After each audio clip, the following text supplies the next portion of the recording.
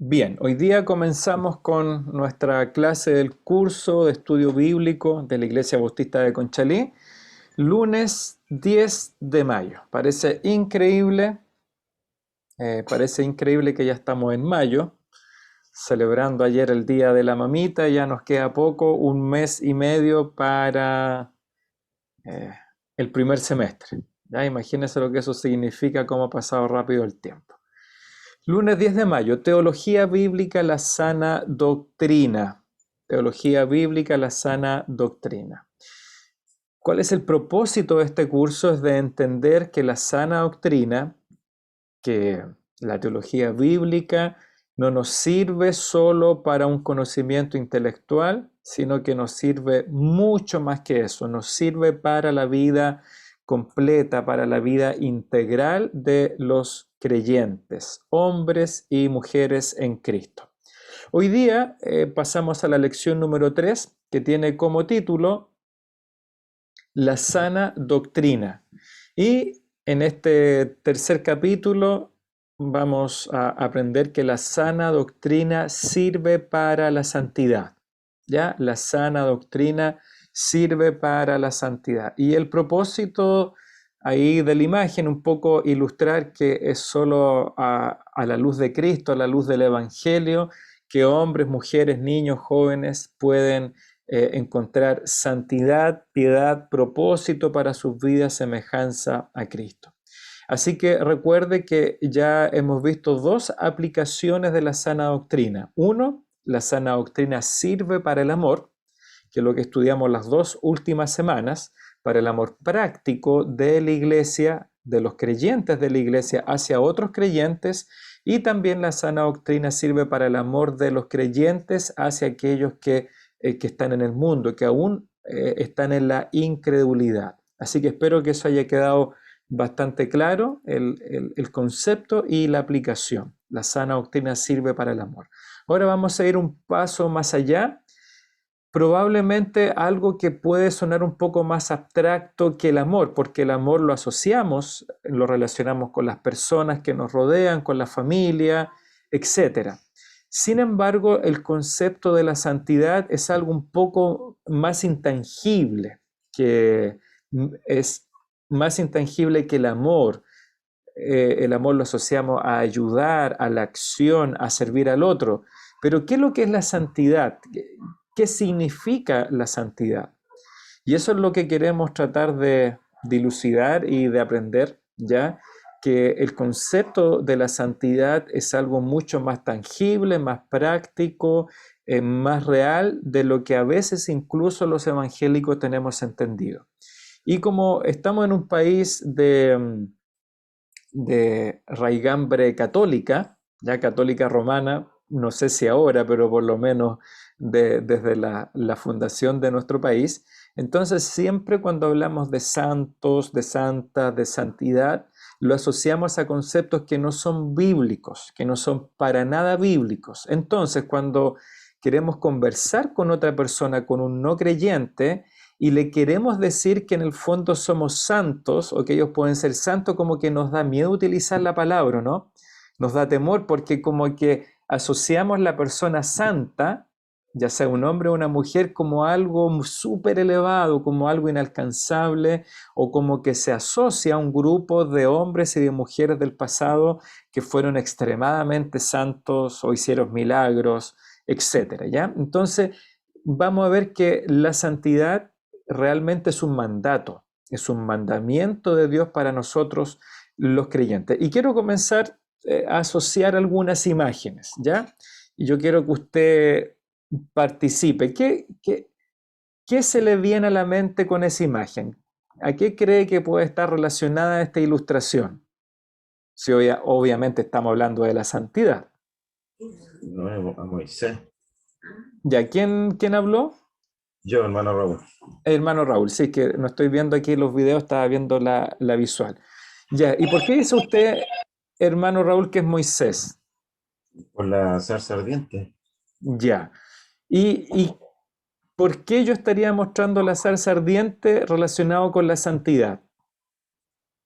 Porque Dios le dijo que el lugar donde él estaba santo era. Muy bien, hermano Raúl. Muy bien.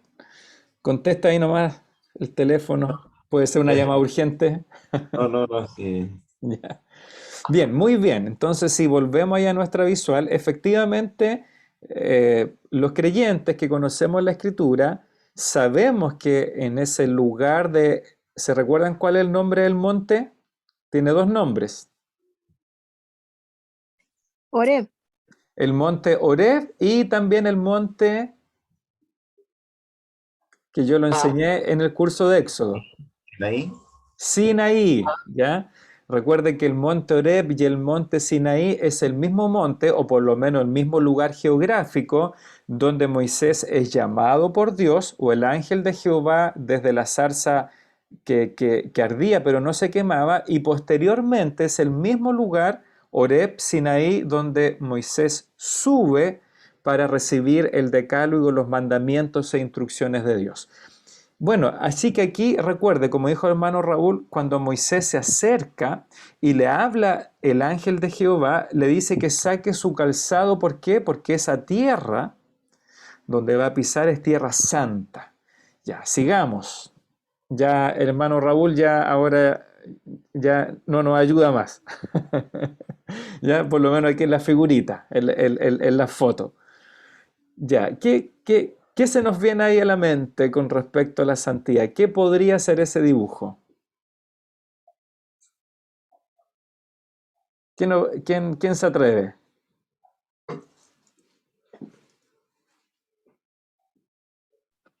Pastor, Hermano Manuel. es medio piti, pero es cuando Dios le entrega las tablas de los 10 mandamientos a Moisés. Ya, muy bien.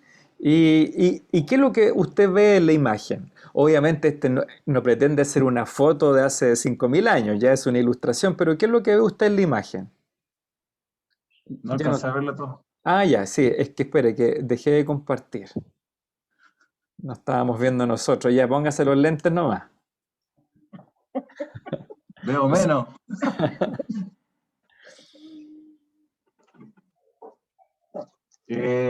Bueno, sí, sí, no. Mire, le voy a ayudar. ¿Por qué esta imagen o ese momento, ese evento, lo relacionamos con santidad? ¿Por qué? Bueno, porque está me imagino que la luz que está ahí es el resplandor, es la presencia de Dios. Ya, Y, y también recuerdo bueno, Dios le pidió a Moisés que le dijera al pueblo que ni siquiera estuvieran cerca ni bordearan el cerro porque iban a morir. Entonces habla de la santidad de Dios. bien, perfecto, hermano Manuel. Muy bien. La presencia de Dios convierte ese lugar, ese monte, en un lugar santo, como usted dijo. Y ese lugar, ese monte, no se debía acercar el pueblo, ¿se recuerdan? Por la santidad de Dios, de alguna manera invadiendo, inundando ese monte, y que siempre tiene, que está ilustrado por la luz, por el fuego, ¿cierto? Tanto en la zarza ardiente, ahora como los truenos, los relámpagos, incluso esa luz que contagió el rostro de Moisés. ¿Se recuerdan que él bajó del monte y el rostro de Moisés resplandecía? Sigamos. Ahora alguien que no sea hermano Manuel ni hermano Raúl. ¿Qué, aquí tenemos otra ilustración y otro momento. ¿Qué es lo que es? A ver quién nos puede ayudar. ¿El tabernáculo? ¿Francisco? Sí, sí, Sí. Ahí. pero parece que el hermano Antonio, Augusto, perdón, respondió antes. No, no, está bien, sí, es lo mismo. No sé, no Sí, alcancé a escuchar bien. A ver, Francisco, dinos.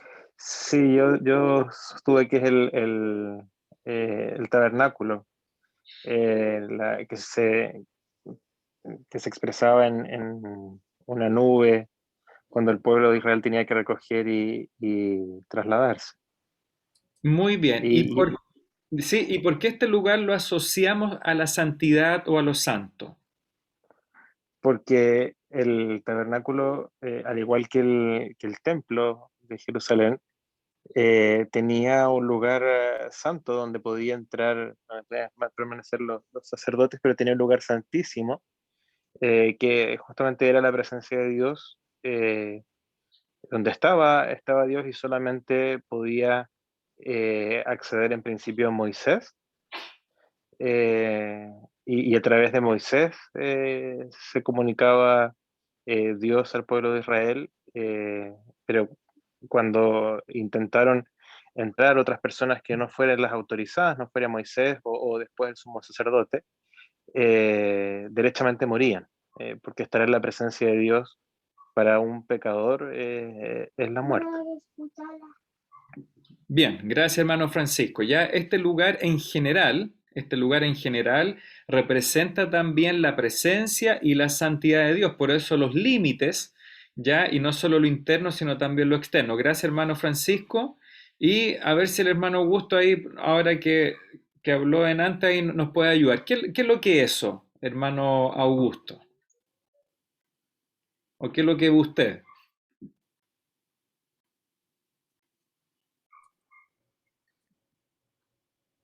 Esos son como el candelero, un candelero. ¿Ya? ¿Ya?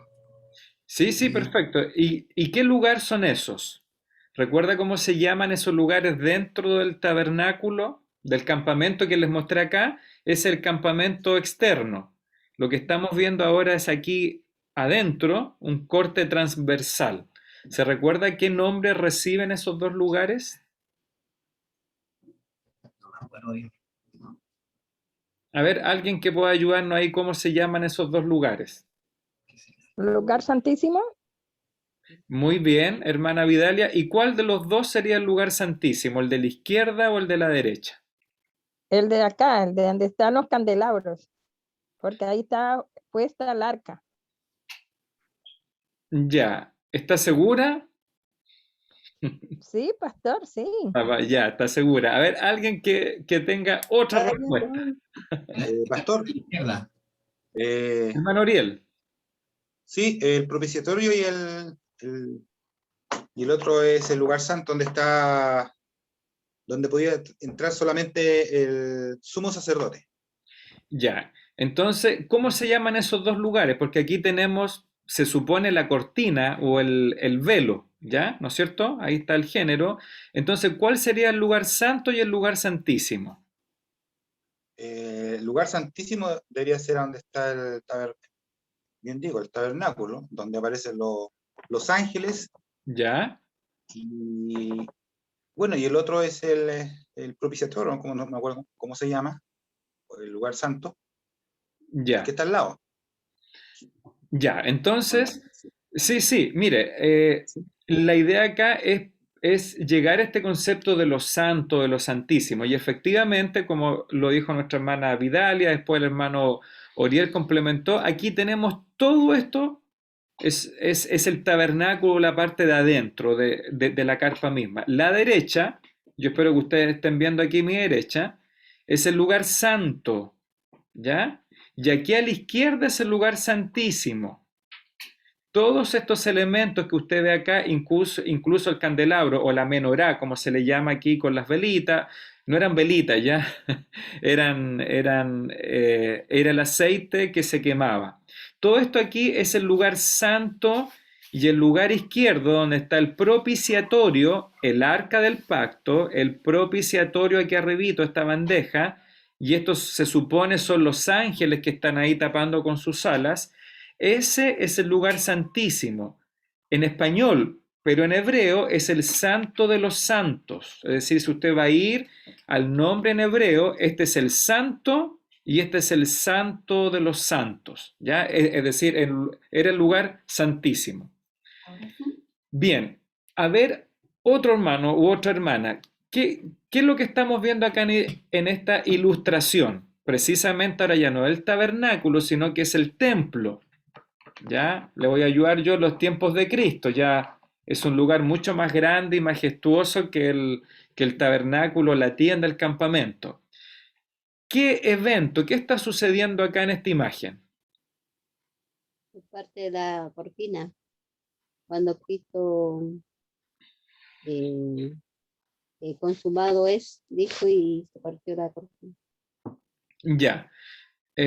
Aquí el hermano Fabián también había escrito hace un ratito, dice el velo rasgado, ¿ya?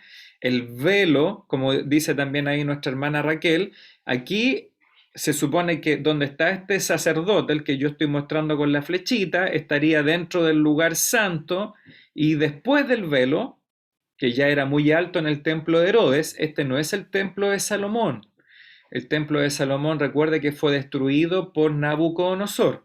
Así que este es el templo reconstruido por Herodes el Grande. Y detrás de este telón gigantesco está el lugar santísimo, donde entraba el sumo sacerdote una vez al año. Y aquí es justamente cuando Cristo muere en la cruz, es que de manera sobrenatural el velo que separa estos dos lugares se abre, se rompe de par en par. ¿Quién puede decirme entonces ahora, en palabras muy simples, qué significado tiene que ese velo se rompa? O que se rompió, se rasgó. Que no hay más sacrificios. Ya, pero con respecto al lugar santo, estamos hablando de la santidad, por eso he mostrado un sinnúmero de momentos ya fotográficos ahí que hablan de la santidad. En términos de santo, de santidad, de esta santidad de la cual el hombre común y corriente era separado de Dios, ¿verdad? Era este lugar que representa donde Dios no puede tener contacto con el hombre pecador. Entonces, si el lugar santísimo estaba vedado, prohibido para todo ser humano, a excepción del sumo sacerdote una vez al año, ¿qué significado tiene entonces respecto a la santidad? Hermana Evelyn, Sí. ¿Le puedo leer el versículo, pastor? adelante.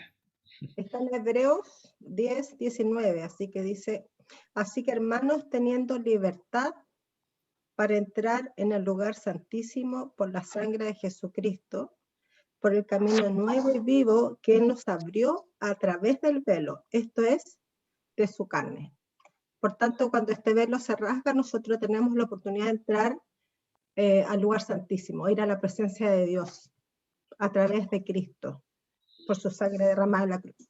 Muy bien, perfecto. Ya podríamos dar un sinnúmero de conceptos ahí, pero era justamente la respuesta ahí de nuestra hermana Evelyn con el versículo bíblico. Ya Consuelo también había respondido y dice que tenemos entrada al Padre por medio de Jesucristo, por el sacrificio de Cristo llegamos al Padre. Perfecto, ¿ya? Lo que queremos ir viendo, ¿qué significa la santidad? Porque nuestro título de la lección hoy día es la sana doctrina sirve para la santidad. ¿Qué es la santidad? Y aquí hemos visto en estos momentos, en estos eventos de la Escritura o del pueblo de Israel. Ya voy a seguir con las imágenes para ir avanzando.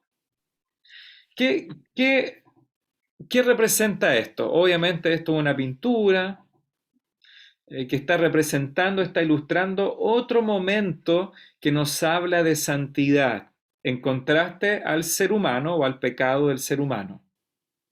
Alguien que no haya participado hasta este momento.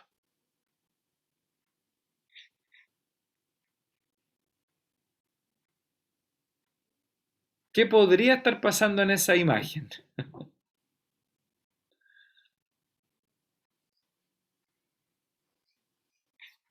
Voy a ver aquí en el chat.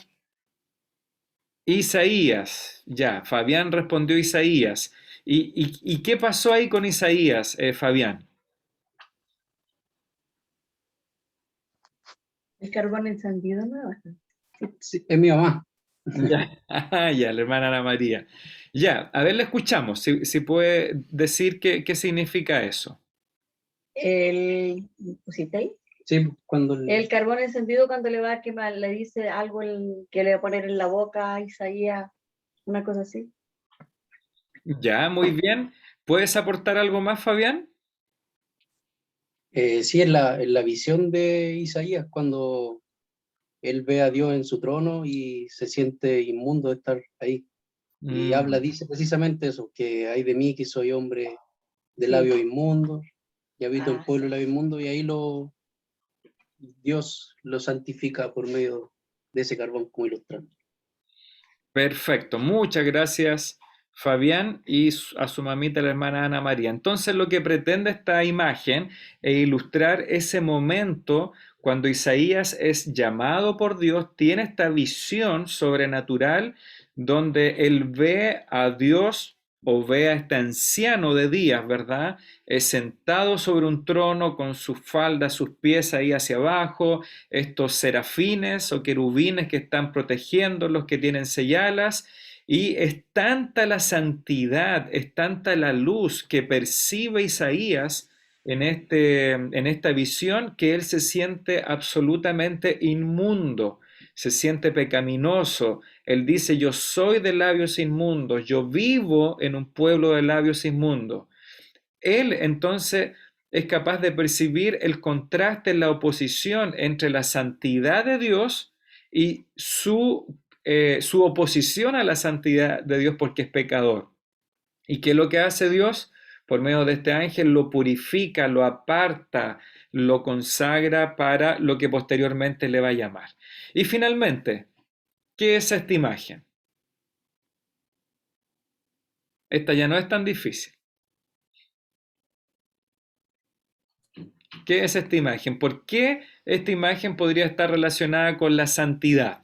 Después de todas las otras fotos o dibujitos que hemos visto. La palabra de Dios. Porque la palabra nos lleva a la santidad. Muy bien, ahí el hermano Augusto respondió la palabra de Dios y el hermano Raúl me parece dijo porque... La palabra de Dios nos lleva a la santidad. Ya, muy bien. Perfecto, espero que todas estas imágenes nos hayan llevado nuestra mente a ese concepto de la santidad. Yo sé que podríamos hablar horas de cada una de esas imágenes, pero la idea es que ya nuestra mente se vaya enfocando no a lo abstracto, a esta cosa intangible que viene a nuestra mente con la santidad, que es difícil explicarlo. Pero cuando vemos estos eventos, estas ilustraciones, ¿cierto que nuestra mente ya es capaz de palpar lo que es la santidad? La santidad en contraste a nosotros los seres humanos. Y fíjese que no estamos hablando de hombres malísimos como pensaríamos, estamos hablando de Moisés, ¿verdad? Que Dios le dice, el ángel de Jehová, saca los calzados de tus pies. Después estamos viendo, no sé, a los sacerdotes. Después estamos viendo a Isaías, etcétera, ¿ya? Así que yo espero que esto ya nos acerque un poquito más al concepto de santidad. Así que vayamos a nuestros apuntes, que usted lo tiene en los apuntes y yo lo comparto aquí al frente, ¿ya? Dice, para empezar, vivimos en una era de saturación de información, ¿cierto? A lo mejor hermano Manuel puede hablar algo de eso, que le llegan correos a cada rato, ¿no, hermano Manuel?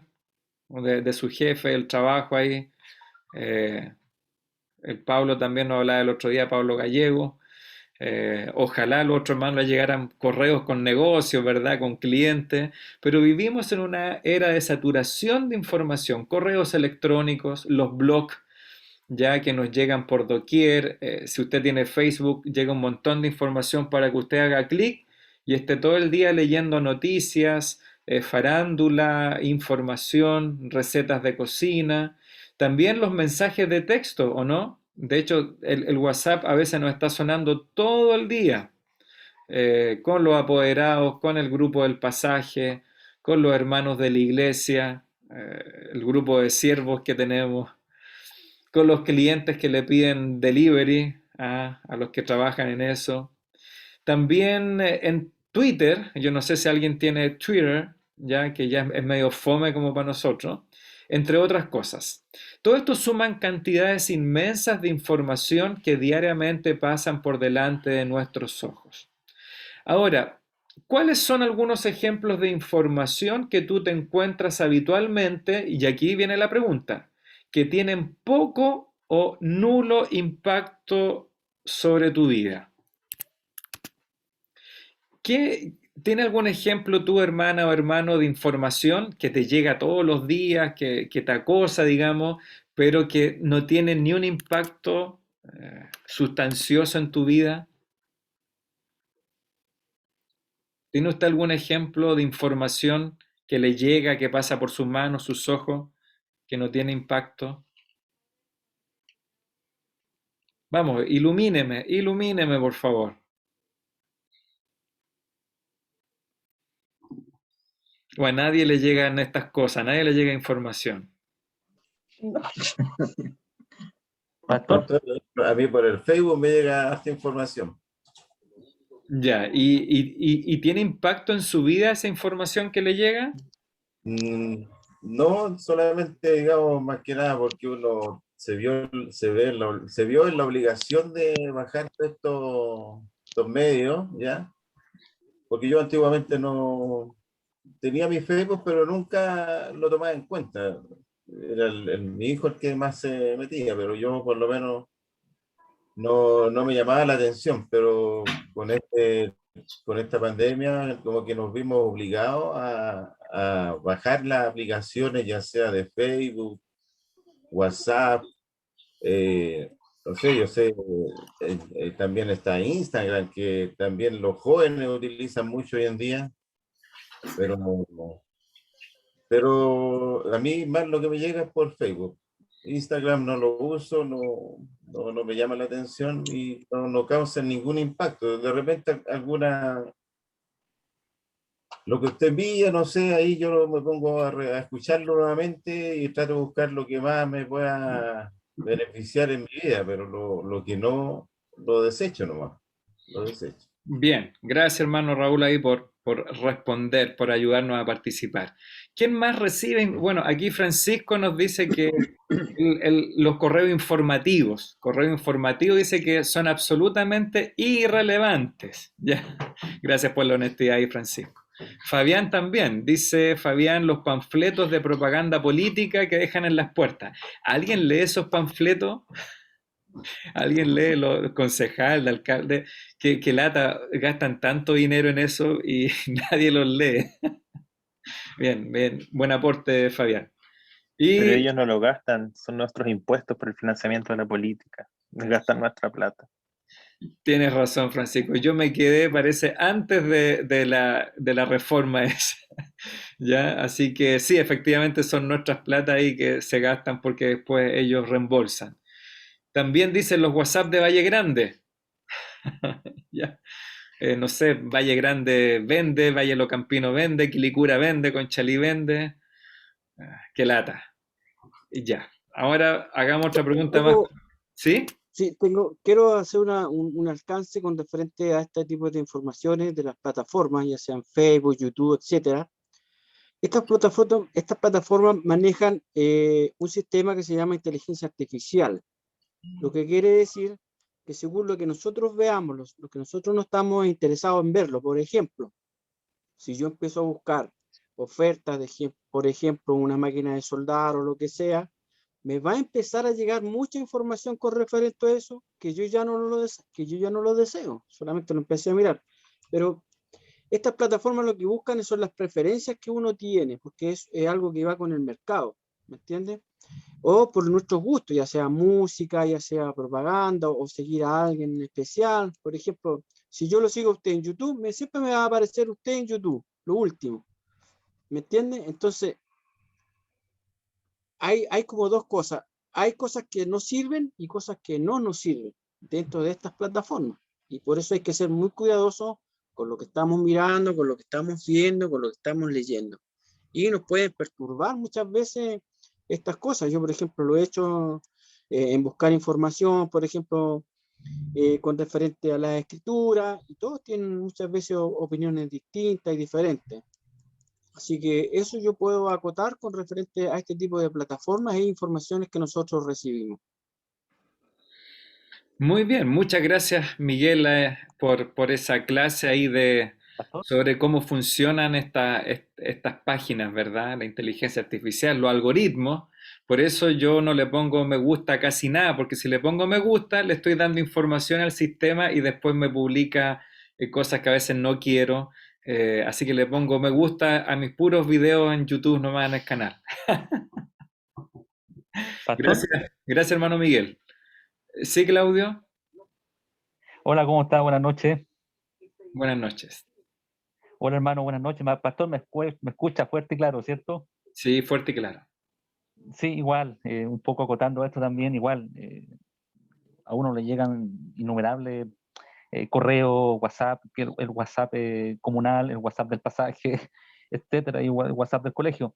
En lo personal, sí, en el Gmail me llegan muchos correos de la página esta AliExpress y Wish, uno compra internacionalmente, sobre todo de AliExpress, que tiempo atrás empecé a comprar algunos insumos que después los revendo y me hice socio de una proveedora china y me manda todos los días correo y es enfermante. Don Claudio con su tarjeta de crédito, usted cancele en 3 cuotas y le dan un descuento de 15 o 20%.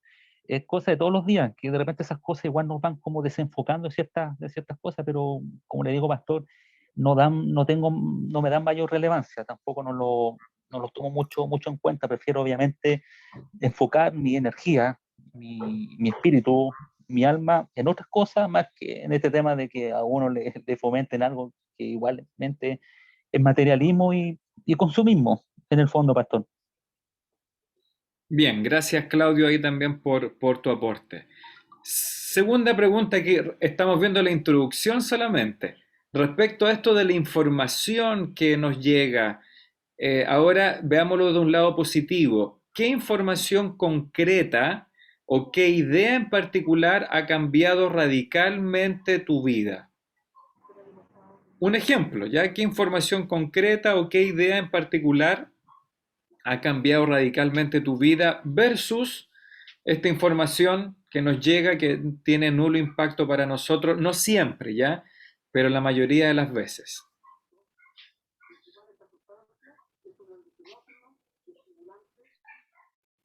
¿Quién quiere aportar?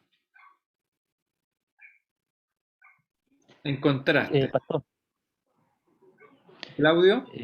sí, prosigo sobre la misma. Igual me llegan correos de la BDN, que es mucho más productivo y es mucho más espiritual, y en el fondo a uno lo complementa más y lo llena más en las cosas del Señor, sobre todo el área evangelismo y estudio bíblico directamente de la página BBN. Así que eso ha cambiado igual radicalmente mi vida, pastor. Esos correos, con esos estudios en esa área, pastor. Bien, gracias ahí por el ejemplo. ¿Quién más ahí le ha llegado a información concreta, o sea, información real? ¿O qué idea en particular ha cambiado radicalmente tu vida? ¿Quién más quiere aportar? A ver, aquí tengo algunas respuestas en el chat. Francisco me parece dice el Evangelio. ¿Ya? El Evangelio ha cambiado su vida. También Daniela me pone ahí el canal de YouTube de Patti Namnum. Bien, Daniela, ¿lo has escuchado? Ya, qué bueno entonces. Ahí hay un buen ejemplo de información que cambia nuestras vidas, ¿ya? Para los que no saben, Patti o Patricia Namnun es una hermana que tiene podcast y que enseña las escrituras, ¿ya? Que también la hemos visto alguna vez, tal vez en Aviva Nuestros Corazones. Consuelo también ahí dice la información que entrega el Ministerio de Salud semanalmente respecto a las comunas que entran y salen de cuarentena. Dice que es una información concreta y relevante. Bien, gracias Consuelo. Sigamos adelante pues, ¿ya? Gracias por las respuestas, hermanas y hermanos.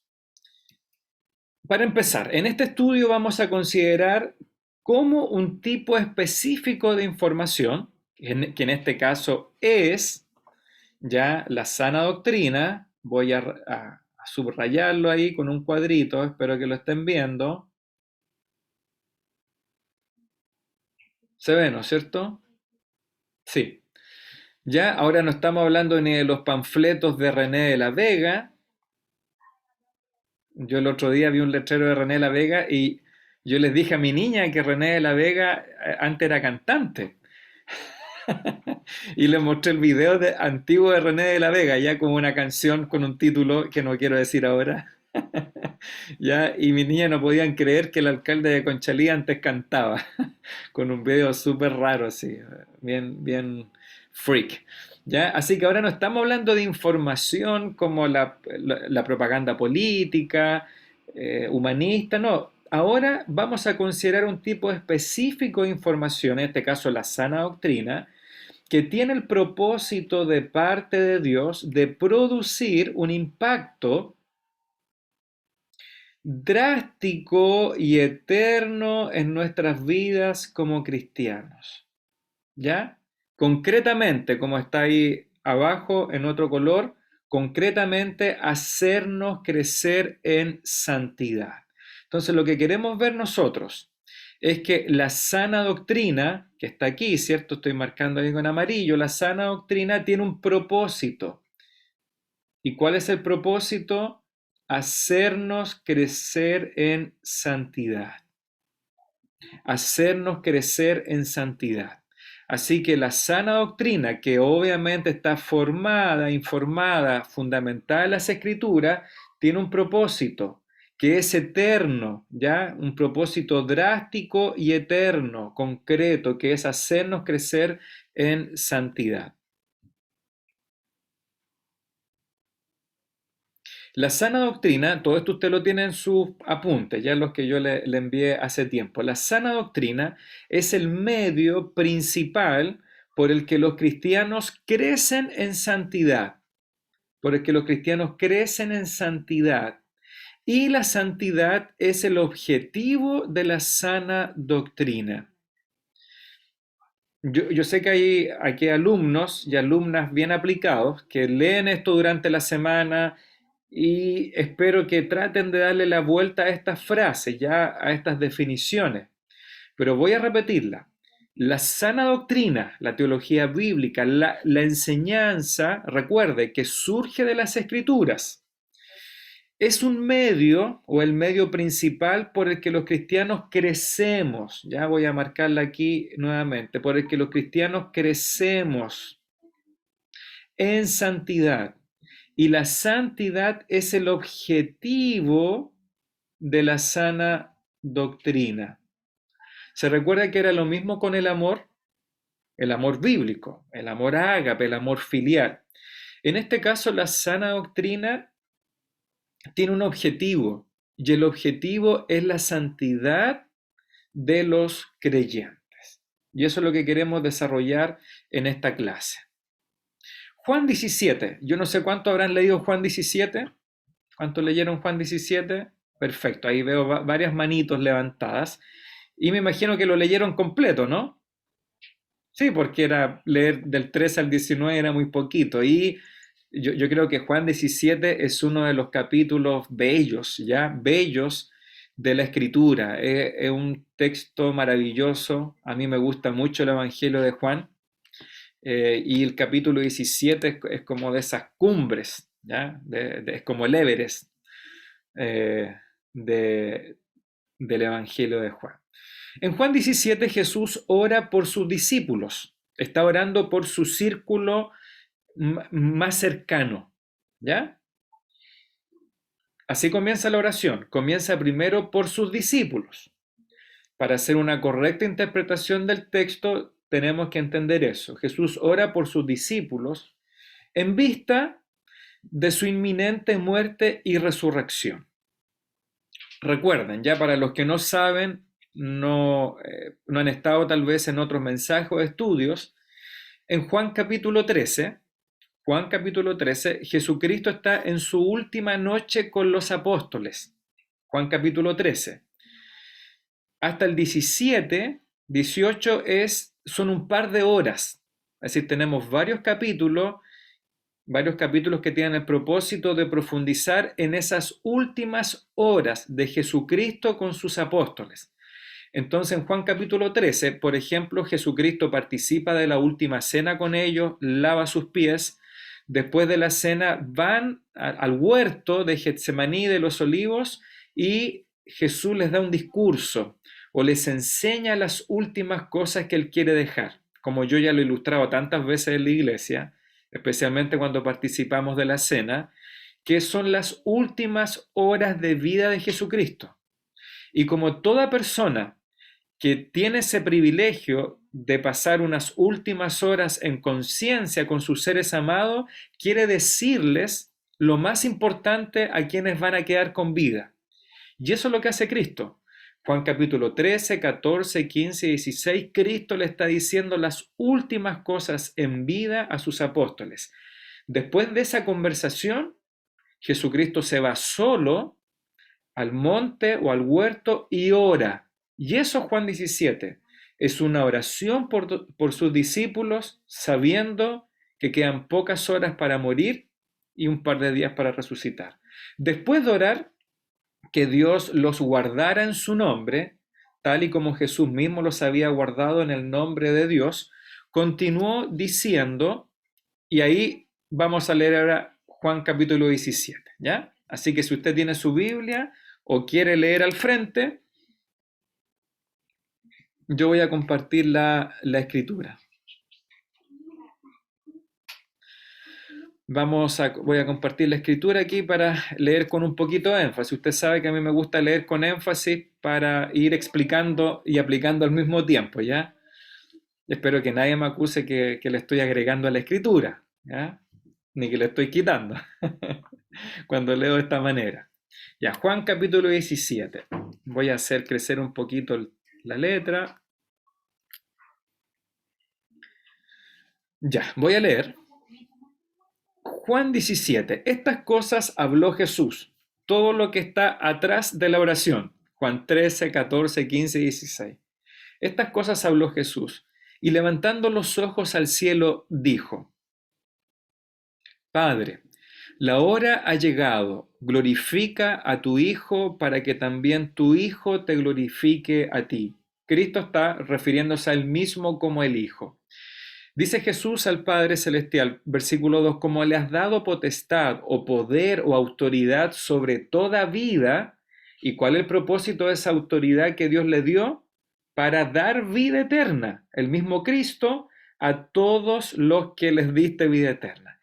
¿Y cuál es la vida eterna? Nos podemos preguntar algunos, quizás los más nuevos. Esta es la vida eterna, verso 3, que te conozcan a ti, que te conozcan personalmente, que te conozcan de manera relacional, que establezcan una relación contigo, Padre Celestial, el único Dios verdadero, y no solamente que conozcan al Padre, sino a Jesucristo a quien has enviado. Entonces, hermana o hermano, ¿qué es la vida eterna? La vida eterna no son los sacrificios que tú puedas entregarle al Señor, no son tus buenas obras, porque toda buena obra o todo esfuerzo humano no es suficiente para la vida eterna. ¿Cuál es la vida eterna? Conocer al Padre por medio de Jesucristo a quien envió. Versículo 4. Dice Jesús al Padre: yo te he glorificado en la tierra, he acabado la obra que me diste que hiciese. Ahora pues, Padre, glorifícame o dame gloria al lado tuyo, con aquella gloria, dice Jesús, que tuve contigo antes que el mundo fuese. Esta es una de las frases que dijo antes que casi lo llevaron a que los judíos lo apedrearan. ¿Se recuerda, no? Porque con estas frases Jesús decía que él era preexistente. Es decir, Jesús le dice: yo tuve una gloria contigo antes que las cosas fuesen. Esa gloria, obviamente, el Padre la va a volver a compartir con el Hijo. Verso 6. He manifestado tu nombre a los hombres que del mundo me diste. Tuyos eran y me los diste, y ellos han guardado tu palabra. Debe fijarse cuántas veces se repite el concepto de tu palabra, ¿ya? De lo que Dios habló, de lo que Dios enseñó. Ahora, dice verso 7, ellos, estos hombres que Dios le dio a Cristo, han conocido que todas las cosas que me has dado proceden de ti. ¿Por qué? Otra vez, las palabras que me diste les he dado. Es decir, Dios les dio una encomendación al Hijo y el Hijo les ha dado estas palabras a estos hombres. Y ellos las recibieron y han conocido verdaderamente que salí de ti y han creído que tú me enviaste. Verso 9. Yo ruego por ellos, no ruego por el mundo, sino por los que me diste, porque tuyos son. Se da cuenta que en esta oración en particular Jesús está orando por sus discípulos. No está orando por el mundo en su conjunto, sino por los que me diste. Versículo 10. Todo lo mío es tuyo y lo tuyo mío, y he sido glorificado en ellos, en estos discípulos. 11. Ya no estoy en el mundo, mas estos, los discípulos, están en el mundo. ¿Cómo interpretamos el mundo? Como el lugar humano, esta esfera de la realidad humana que Cristo está a punto de salir por medio de su muerte, resurrección y ascensión.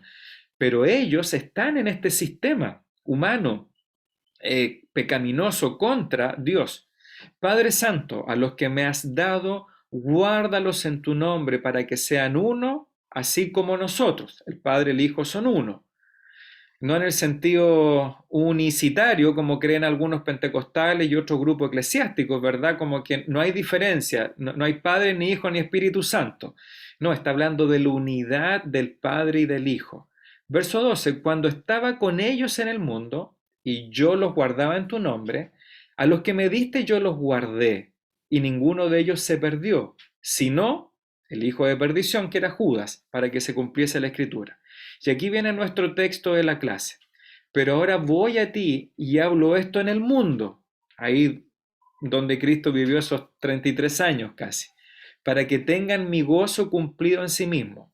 ¿Para qué Cristo está hablando estas cosas? ¿Cuál es el propósito? Para que tengas mi gozo cumplido en sí mismo. Yo les he dado otra vez este concepto, tu palabra, y el mundo los aborreció. ¿Por qué? Porque ellos no son del mundo ya, no son de esta realidad humana que está contra Dios, como tampoco yo soy del mundo. Pero Cristo aclara, versículo 15, yo no te estoy pidiendo, Padre, que tú los saques del mundo. ¿Se fija o no? Parece una contradicción. No son del mundo, pero no ruego que los quites del mundo. ¿Qué es lo que yo te ruego, Padre? Que los guardes, que los protejas del mal. Otra vez dice Cristo, no son del mundo como tampoco yo soy del mundo. Santifícalos en tu verdad, tu palabra es verdad. ¿Cuál era el versículo para leer? Hasta el 19.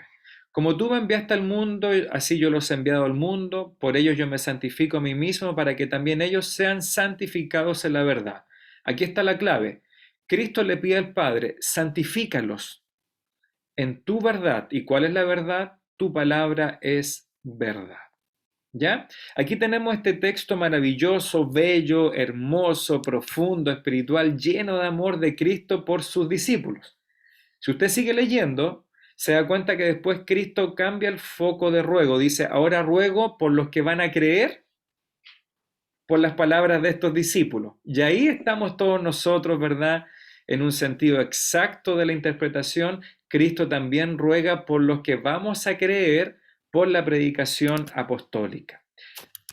Vayamos a nuestros apuntes.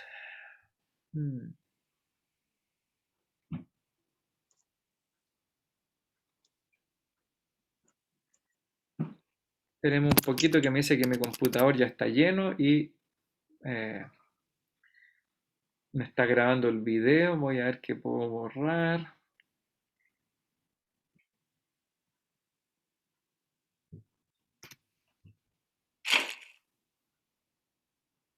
Ya, no borré mucha información. Ahí sí, esperemos un poquito, ya. Son cosas que estoy viendo en mi equipo ahí para no tener problemas. Ya, sigamos con nuestros apuntes. Dice ahí, pregunta. Y esto que tanto les gusta a ustedes. Según el versículo 13, ¿cuál es el objetivo de la oración de Jesús? ¿Ya? Según el versículo 13. No quiero que se me vaya a otro lugar. ¿Cuál es el objetivo de la oración de Jesús? Es muy fácil. ¿Quién quiere responder? ¿O qué respondió usted en su estudio durante la semana? Yo tengo una posible respuesta, Miguel Taiba. Adelante, Miguel. Bueno, igual yo las cuatro a veces no son preguntas, bueno, que para mí a veces son difíciles, pero estudiándolo todo el versículo 17, yo le puse como respuesta que el objetivo, digamos, que cuál es el objetivo de la oración de Jesucristo, es que sus discípulos se sientan igual de gozosos que Él, por su misión cumplida. ¿Y cuál es ese gozo que Él siente? Que Él acabó la obra que el Padre le había mandado, ¿cierto? Que lo conozcan a Él primero, que es el Dios verdadero, y a su Hijo Jesucristo, el cual fue enviado. Entonces, yo le coloco acá que sus discípulos se sientan igual de gozosos para hacer la obra de Dios y que ellos puedan permanecer en el mundo y evangelizar y dar a conocer la obra de Dios el Padre y el Hijo. O sea, que crean en Él a través de la palabra. Esa es la respuesta que yo le puse. Perfecto, Miguel. Honestamente, esa respuesta es mejor que la que viene en los apuntes, ¿ya? Mejor esa respuesta que la que está en los apuntes, mucho más completa, ¿ya? Porque obviamente tú estás viendo todo el capítulo y la respuesta ahí cortita era en el versículo 13. Perfecto, eso es, ¿ya? Porque lo que tú estás haciendo es explicar más allá del gozo cumplido. Bueno, ¿qué significa el gozo? Ahí lo contestaste tú. Qué bueno que la clase va a quedar grabada para que puedan ir a escuchar esa respuesta.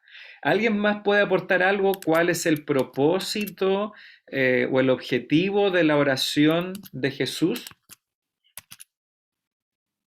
¿O con eso ya tenemos suficiente? Ya. Nadie parece ahí, desconecta el audio. Perfecto, sigamos. Siguiente pregunta. Ya, bueno, les voy a mostrar ahí la respuesta de los apuntes, pero que como les digo, estaba mucho más completa la de nuestro hermano Miguel. El objetivo de la oración, cortito, es que los discípulos tengan su gozo cumplido en ellos. Eso es lo que nos dice el verso 13, pero Miguel ahí fue más allá y contestó con más profundidad. Segundo, el gozo de Cristo cumplido en ellos. ¿Cómo se propone Jesús que suceda este objetivo? El objetivo, recuerden, versículo 13, es que los discípulos tengan su gozo cumplido en ellos, el gozo de Cristo que pueda estar en sus discípulos. Que un poco de lo que enseñó nuestro hermano Francisco hace un par de domingos, ¿verdad? El gozo, el contentamiento. Ahora, ¿cómo se propone Jesús que suceda este objetivo del gozo cumplido en la vida de sus discípulos o apóstoles? ¿Qué respondieron ahí en sus apuntes? Recuerde que puede responder sin temor a equivocarse, ¿ya? Pastor, ¿puede ser a través de la resurrección de Cristo? ¿Ya?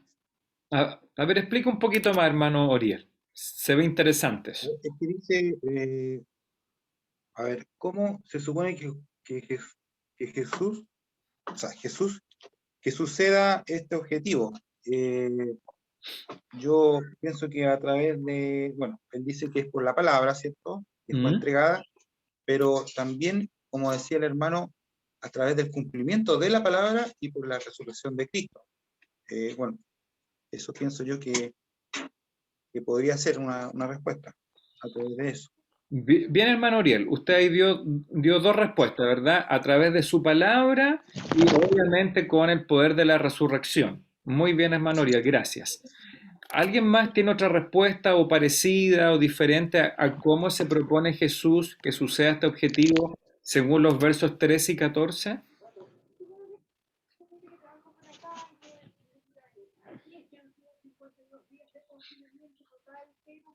¿Nadie más? Pastor, Hermano Augusto. yo le puse que el objetivo se cumple hablándole al mundo sobre lo que hizo Jesucristo con nosotros. ¿Ya? ¿La puede repetir, hermano Augusto, por favor? Hablándole al mundo sobre las cosas que hizo Jesucristo con nosotros. Así podemos llegar al gozo que Él quiere que nosotros sintamos.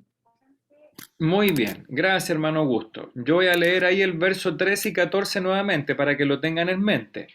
Dice, pero ahora voy a ti y hablo esto en el mundo, para que tengan mi gozo cumplido en sí mismo. Yo les he dado tu palabra. Y obviamente todo este concepto de la palabra, de las escrituras, de lo que él habló, es lo que va a ayudar o va, como dice aquí nuestra pregunta, va a hacer que suceda este objetivo. Voy a compartir aquí la respuesta, que ustedes la dieron muy bien, pero aquí es la que proponen los apuntes.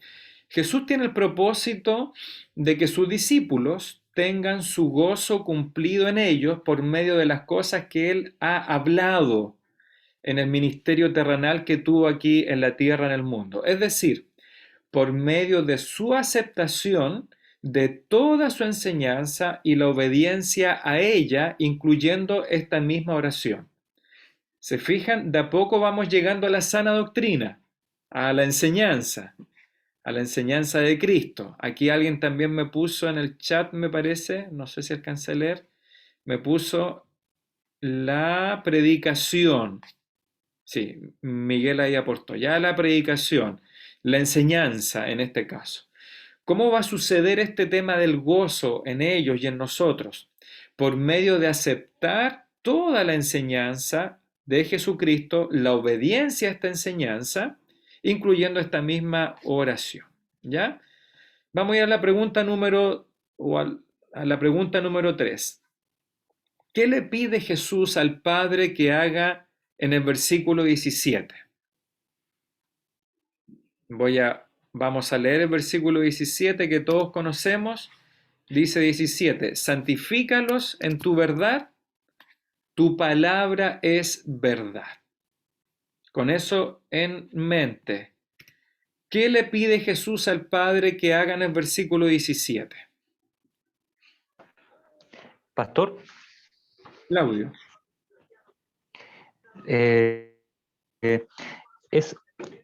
Santificarlos es apartarlos para algo en específico. Eso significa la palabra santificar. Pero acá tengo una consulta, pastor. ¿Me escucha bien, cierto? Sí, escucho.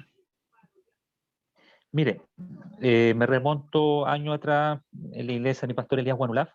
Él nos enseñó sobre el tema de, bueno, lo mismo que estamos estudiando ahora sobre la santificación, apartar a alguien para un propósito, apartarlo del pecado.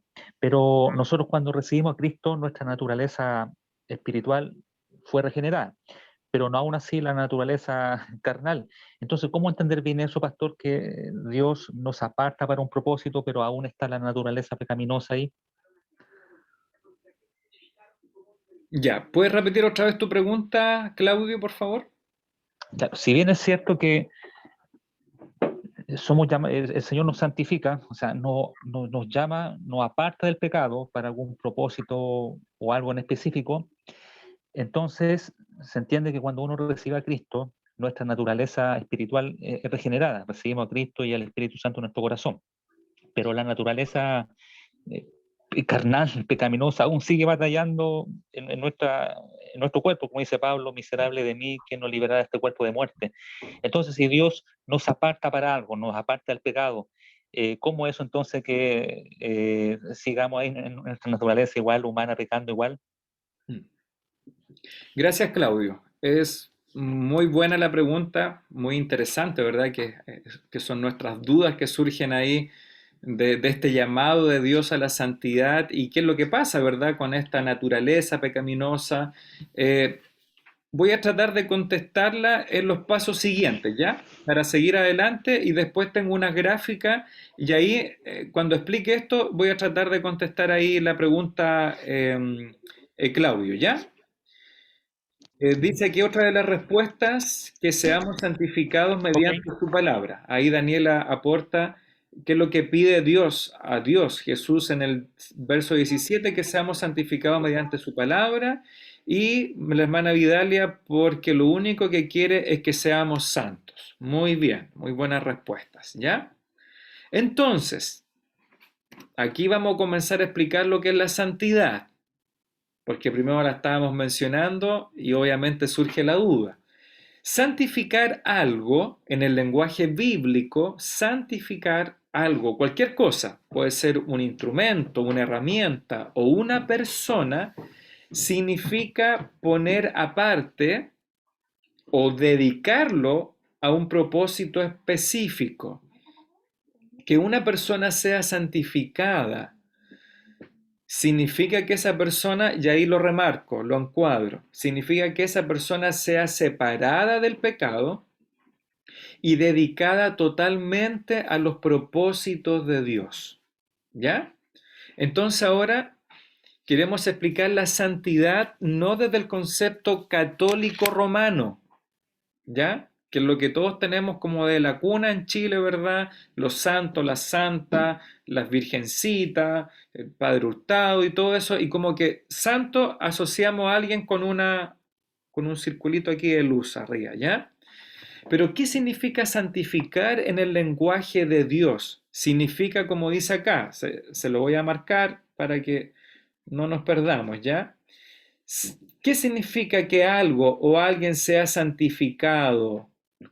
Significa que esto es separado o tomado de un lugar y llevado a otro, en este caso separado del pecado.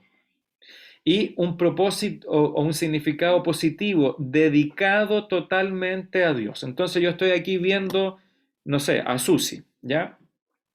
¿Qué significa que Susana Jiménez sea santificada en el lenguaje bíblico? ¿Qué significa? Que Susana negativamente sea separada del pecado y positivamente que se dedique totalmente a los propósitos de Dios. ¿Se da cuenta? Eso significa santificar. Usted ponga el sinónimo, reemplácelo como apartar. Como consagrar. Cuando hablamos que un sacerdote era consagrado a Dios, lo que estamos diciendo es que ese sacerdote era tomado y apartado para Dios. Y cuando apartamos algo para Dios, como lo cambiamos de posición, lo estamos alejando del pecado. ¿Se fija o no? Apartar, santificar, significa tomar algo de un lugar y llevarlo y dedicarlo para Dios. Por eso que en el Antiguo Testamento nos dice la ley que tomaron los materiales, ¿cierto? El oro, la plata, el bronce, la madera. En otro momento tomaron las vestimentas de los sacerdotes y ¿qué es lo que hicieron? Las santificaron. Los tomaron y los tomaron de este lugar natural, ordinario, ¿ya? Esas túnicas eran, y cuando digo ordinario no es ordinario, algo cochino o grotesco, sino algo natural.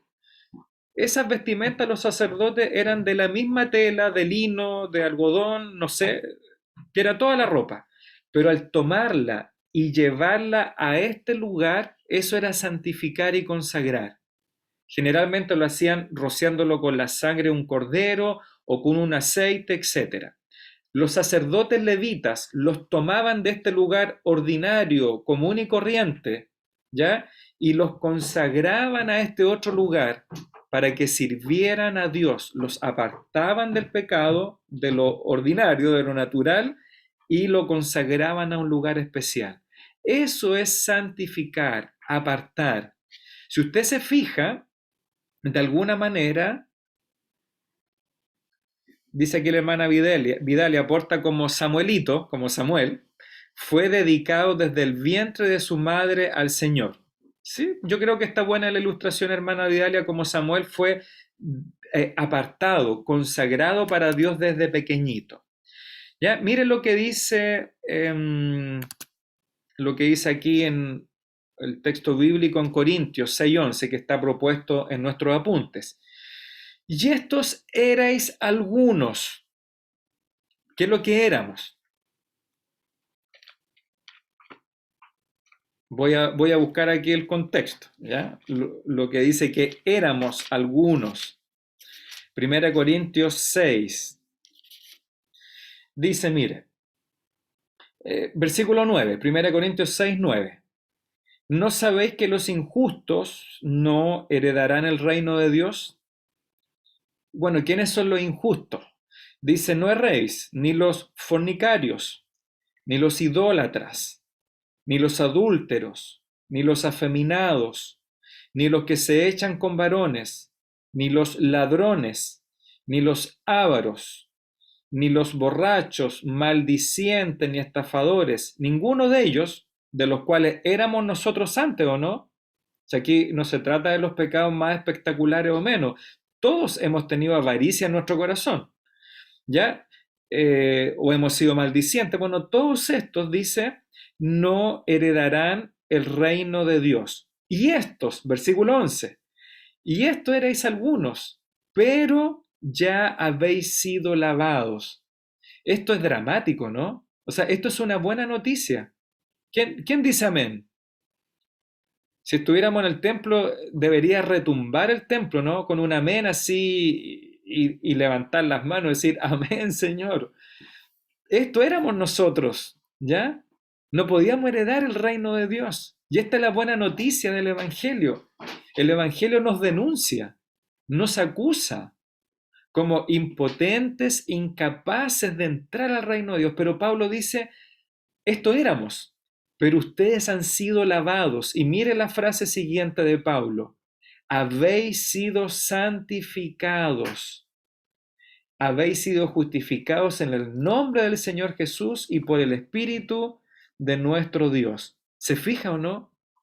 Cristo nos lavó con su sangre. Y eso nos santificó, es decir, nos tomó de un lugar sin esperanza, de pecado, de tinieblas, de injusticia, y por medio de lavarnos en Cristo nos santificó, nos justificó. Sigamos. Es decir, cuando nosotros conocemos a Cristo, somos purificados de todos estos pecados que éramos antes nosotros. Así que en la condición que tú estabas antes, o a lo mejor en la condición que estás, bueno, tiene solución. Para allá va el mensaje de David que estoy predicando los días jueves, ¿ya? Porque con como puras malas noticias.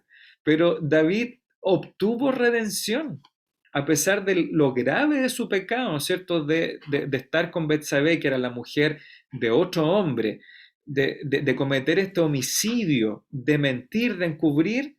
Cuando él se humilla y se arrepiente, Dios, ¿qué es lo que le dice? Tu pecado es remitido.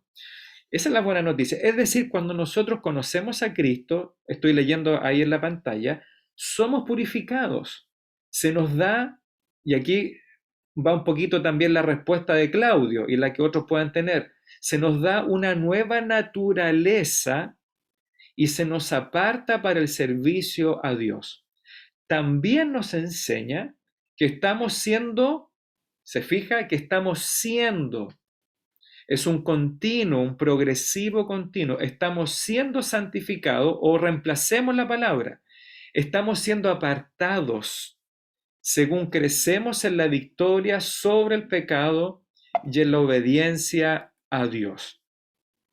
Por lo demás, hermanos, dice Pablo en Tesalonicenses 4 del 1 al 3, por lo demás, hermanos, os rogamos y exhortamos en el Señor Jesús que de la manera que aprendisteis de nosotros, de los apóstoles, cómo os conviene conduciros y agradar a Dios, así abundéis más y más, porque ya sabéis qué instrucciones os dimos, dice Pablo, por el Señor Jesús. ¿Y cuál es la instrucción? ¿Cuál es la instrucción?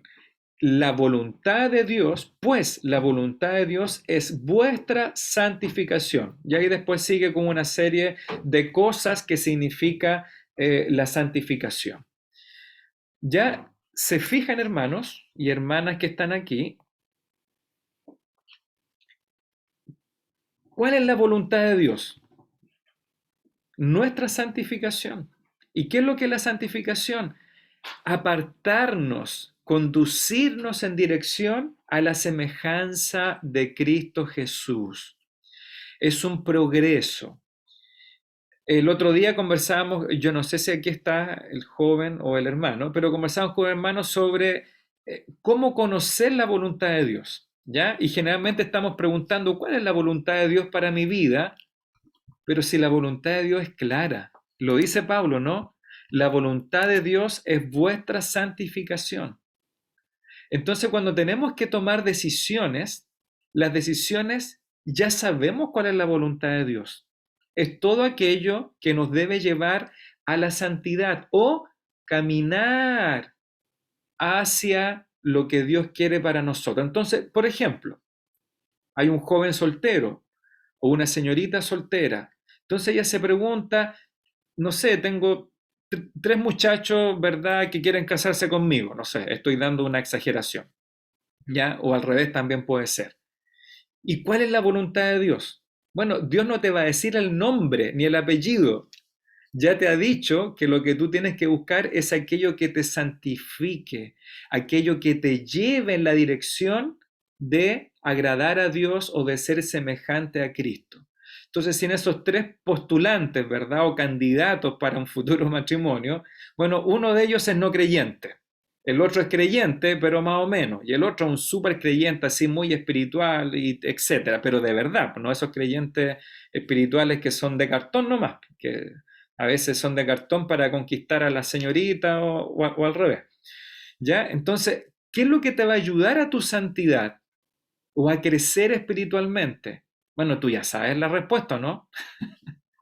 La voluntad de Dios es vuestra santificación. Lo mismo puede pasar con un trabajo, ¿o no? Tenemos 3 posibilidades de trabajo, 4 trabajos. Bueno, uno de ellos, el que gana más dinero, tienes que mentir, tienes que engañar, tienes que falsear. Y a lo mejor el que va a ganar menos platita es el honesto. Bueno, ¿cuál es la voluntad de Dios? Yo creo que no hay que orar para eso, ¿no? Ya la sabemos, ya sabemos la respuesta. A veces también hay decisiones de, no sé, de cambiarnos de domicilio, de comuna. Y generalmente las personas lo último que consideran es el lugar para congregarse. Y después de años se arrepienten. ¿Por qué? Porque no había una iglesia buena cerca. Las iglesias cerca en que había no eran bíblicas y después sufren las consecuencias que nos ha tocado ver a nosotros en todos estos años de servicio de ministerio. Consideraron muchas cosas, pero lamentablemente no consideraron en la voluntad de Dios no la mejor comuna, sino tal vez un domicilio, un lugar que estuviese cerca de una iglesia bíblica cristiana. Y aquí les voy a ir explicando un poquito más lo que es la santidad. Ya. ¿Están viendo al frente? ¿No hay algo que se movió? Perfecto. ¿Qué es lo que es la santificación? ¿Cómo se produce? Bueno, aquí tenemos el mundo, ¿no? Aquí tenemos la iglesia, el cuerpo de Cristo. Cuando digo la iglesia, no es el templo bautista de Conchalí, es el grupo de creyentes, ¿ya? El grupo de creyentes. Todos los que creen en Cristo se han arrepentido y han creído. La iglesia está aquí, esta es la posición, y aquí tenemos el mundo, las tinieblas, el pecado, todo lo que no le agrada a Dios. Aquí estamos nosotros, pues, aquí estábamos nosotros en el mundo, sin conocer a Cristo. Y aquí está la iglesia que es el cuerpo de Cristo. Así es el mundo sin Dios, ¿verdad? Es un mundo en blanco y negro. Aunque nos quieran vender la otra pomada, ya es así es una vida sin Dios, en blanco y negro, en grises. Si no, pregúntale al hijo pródigo. El hijo perdido se fue al mundo, a un lugar muy lejano, se fue lo más lejos de su papá, con mucho dinero. ¿Y qué le ofreció el mundo? Pasarlo súper bien, ¿o no? Gastar todo su dinero, comer, pasar en fiesta, estar en lugares donde no debía, pero cuando el mundo, cuando el diablo, el pecado te consume todo lo bueno de tu vida, al final te das cuenta que llegas a ese lugar del hijo perdido, ¿no? Que estaba queriendo comer lo que comían los cerdos. Bueno, aquí tenemos la iglesia, y la iglesia predica la sana doctrina, el evangelio, ¿a quién? Al mundo, ¿cierto? Voy a mostrar aquí de nuevo. La iglesia tiene esta responsabilidad de llevar el evangelio al mundo. Así llegó el hermano Manuel y la hermana Evelyn, ¿o no? Porque a alguien le predicó el evangelio. Así llegó la hermana Vidalia, o Daniela, o Carlos Cerda, o la Susi, o Miguel, Patricia, Raquel, todos los que están acá. Todos llegamos así, todos estábamos acá. Todos nacimos en el mundo. pero alguien de la iglesia nos llevó el Evangelio. El Evangelio es Jesucristo, ¿o no? El Evangelio es Jesucristo, que Él murió, que resucitó por nuestros pecados. Cuando el mundo, es decir, cuando Evelyn o cuando Raúl se arrepintió y puso su fe en Jesús, ¿ya? Cuando Vidalia puso su fe en Jesús, en la cruz de Cristo, ¿qué es lo que sucede? El Espíritu Santo te toma y te bautiza en el cuerpo de Cristo, que es la iglesia. Y tu vida toma otro propósito, otro sentido. Eso no es solo la justificación, sino también esa primera parte de la santificación, ¿ya? Aquí está el proceso nuevo para que usted lo entienda. Aquí está usted, y de aquí, de ese lugar, Dios te toma, os voy a marcar aquí con la flechita, por medio del Evangelio, por medio de Jesucristo, quien murió y resucitó por tus pecados, ¿cierto? Nada más. No es diezmar, no es solo bautizarte, no es eso, no son tus buenas obras. Cuando crees en Cristo, el Espíritu Santo te toma, te traslada, te aparta, te consagra a la persona de Cristo. Entonces, aquí tenemos, ¿ya? La iglesia es el cuerpo de Cristo, la iglesia es el cuerpo de los santos, de aquellos que han sido santificados en contraste con el mundo, que el que tenemos abajo. ¿Qué significa entonces lo que Dios hizo? Él te toma del mundo y te lleva, y este no es el arco iris de LGTBI, no, el arco iris de Noé, ¿ya? Ellos nos robaron los colores, pero recuerde que el arco iris no tiene que asustarse, ¿ya? Los colores del arco iris, Dios los creó ahí cuando surge el arco iris como la señal del pacto de que nunca más iba a juzgar al mundo por medio de un diluvio. Bien, voy a tratar de resumir ahora la santificación y la santidad. Todo esto que usted vio en pantalla es la salvación. Esto es la santificación inicial. Ya los teólogos, los eruditos, dividen la santificación en 3 etapas, y esto a lo mejor va a ayudar a contestar ahí las preguntas que habían. Cuando tú crees en Cristo, cuando te arrepientes, como dice Cristo, cree en el Evangelio, arrepentíos y cree en el Evangelio, el Espíritu Santo te toma de aquí del mundo, de las tinieblas, y te traslada, te santifica a la propiedad de Cristo. Entonces ahora, no sé, Daniela, Isidora, Claudio, Ramón, que está ahí también con nosotros, Fabián, Catalina, Cristo nos tomó en el Espíritu Santo y nos traslada a una nueva esfera, a una nueva realidad espiritual, ¿ya? Antes éramos advenedizos, extranjeros, un pueblo sin esperanza en esta realidad, pero al creer en Cristo somos santificados. Es decir, Dios, Padre, Hijo, Espíritu Santo, actúa y nos posiciona en una nueva esfera o realidad espiritual, que es la iglesia, el cuerpo de Cristo. Eso lo hace Dios por gracia y por su poder. Lo único que tú cooperas es creyendo y arrepintiéndote de tus pecados. ¿Ya? Es decir, cuando Cristo ofrece su propio sacrificio y su vida, nosotros levantamos las manos con pecado, con nuestros pecados. Es lo único que le podemos ofrecer a Cristo. ¿Ya? Nuestros pecados, no hay nada bueno. Él te perdona, te limpia y te cambia a esta posición nueva. Esa es la santificación posicional. Dios te pone aquí con Cristo, en los lugares celestiales, ¿ya? Como dice Pablo en Romanos 6, Romanos 7 y otros textos más, en Corintios capítulo 12, Romanos 12, fuimos crucificados con Cristo y ahora resucitamos con Cristo a esta nueva vida espiritual. Pero, hermano Claudio y otros, todavía estamos en el mundo, ¿cierto? Todavía estamos en este cuerpo que tiene deseos, que siente, que quiere satisfacer diferentes placeres. Cristo dice, no ruego que los quites del mundo, sino que los guardes del mundo, de la influencia del mundo. Y por eso, ¿cuál es la solución? Santifícalos en tu verdad. Tu palabra es verdad. ¿Se fijan o no? Entonces, Dios hizo algo y te puso acá. Pero ahora viene la otra parte de la santificación, que es esta santificación progresiva.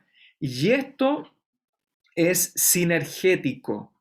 Es una cooperación entre Dios y el creyente.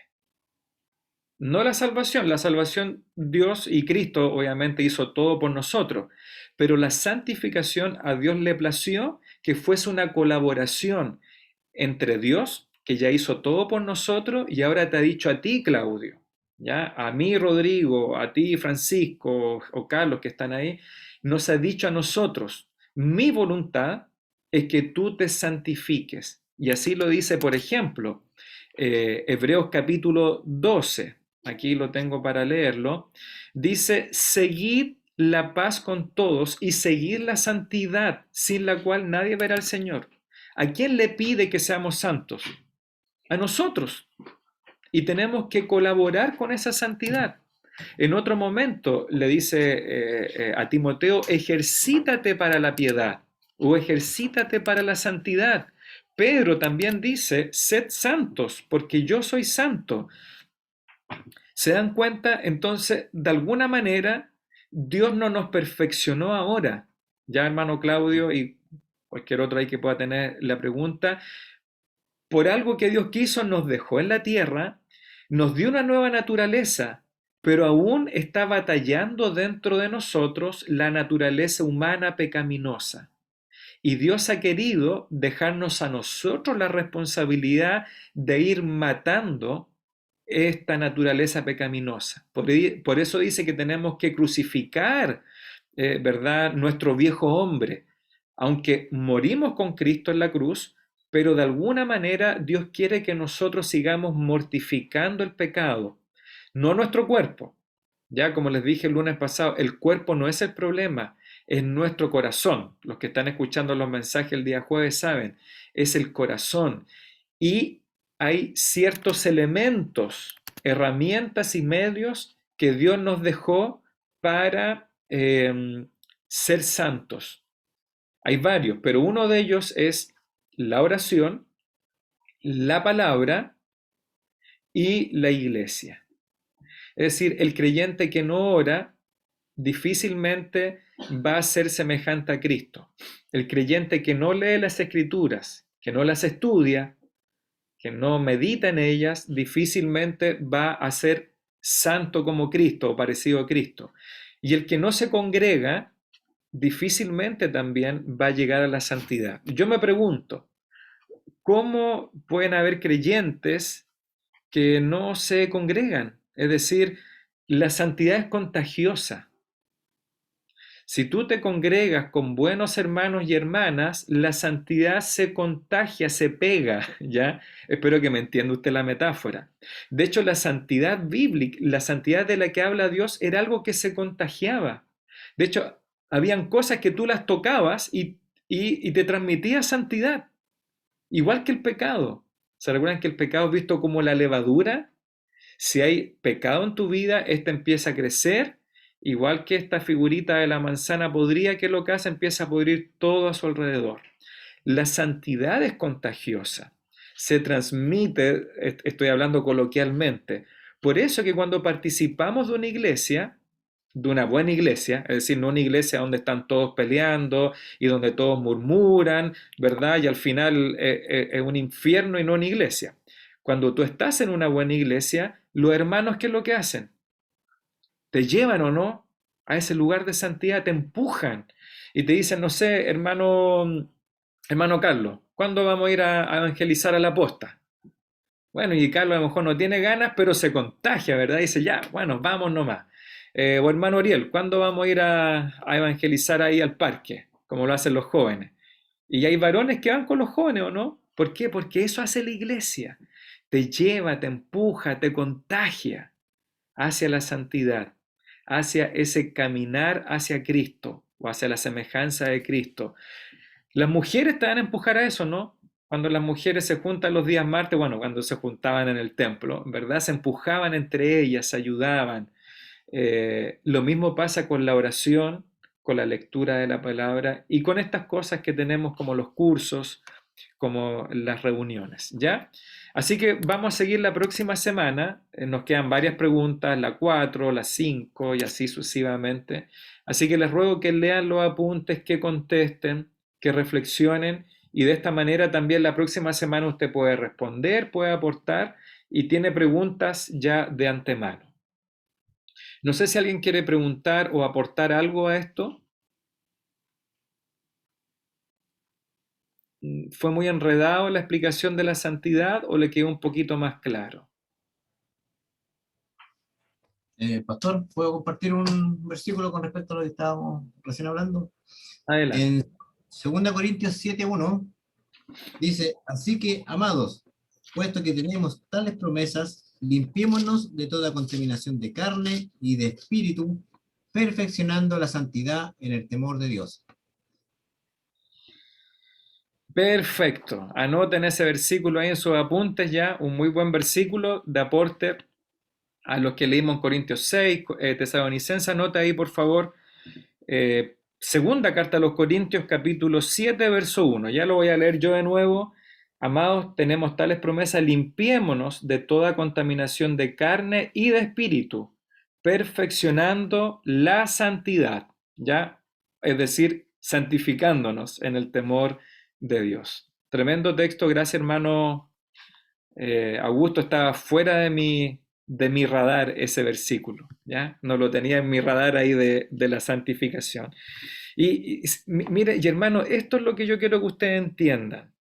Dice, limpiémonos nosotros, ¿ya? El sacrificio de Cristo fue suficiente, pero Él quiere que colaboremos en este proceso de santidad y nos dice, límpiense, la fuente está ahí. Ahí está la palabra, Cristo, la iglesia, el congregarnos, pero ustedes tienen que limpiarse y santificarse, ¿ya?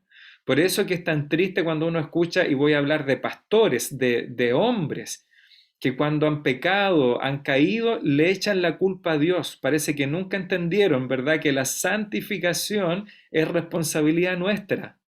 Cuando Cristo hizo todo en la cruz, ustedes varones, nosotros hombres, que somos líderes, ¿verdad?, que debemos servir a nuestras esposas, servir a nuestros hijos, a nuestra iglesia. Ustedes, hermanas, que sirven a sus esposas, a sus hijos, a su iglesia, debemos entender que es nuestra responsabilidad santificarnos diariamente, ¿ya? Es una responsabilidad que Dios ha puesto en cada uno de ustedes y de nosotros. Gracias, hermano Augusto.